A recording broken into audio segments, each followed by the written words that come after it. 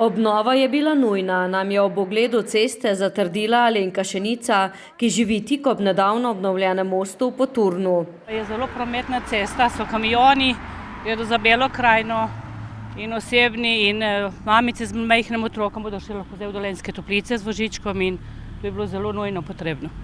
V občini so projektno dokumentacijo za obnovo te ceste izdelali že leta 2017, a del ob takratni gradnji vodovoda niso začeli, saj niso sklenili dogovora z vsemi lastniki, pojasnjuje župan Franc Vovk. Vendar pa ne pomeni ta investicija samo gradnjo pločnika, ampak bo v bistvu šlo za kompletno nov cestni ustroj, voziščno konstrukcijo, cesta bo nekoliko širša tudi. Tisto pa, kar seveda pešci najbolj potrebujejo, pa je absolutno pločnik. In javna razsvetljava. Dela, ocenjuje Vovk, naj bi dokončali do maja.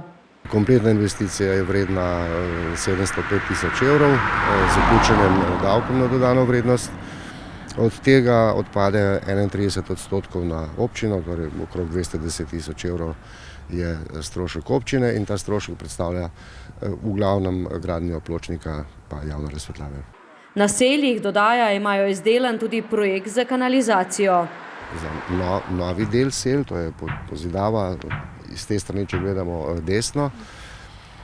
To naselje v bistvu že ima kanalizacijo, vendar pa desno so še zazidljiva zemljišča in ta projekt vključuje tudi novo pozidavo, ki se bo prej ko slej zgodila na seljih. V delu, vezan na traso ceste Sela-Poturn, bodo tako istočasno vgradili še to infrastrukturo, dodaja.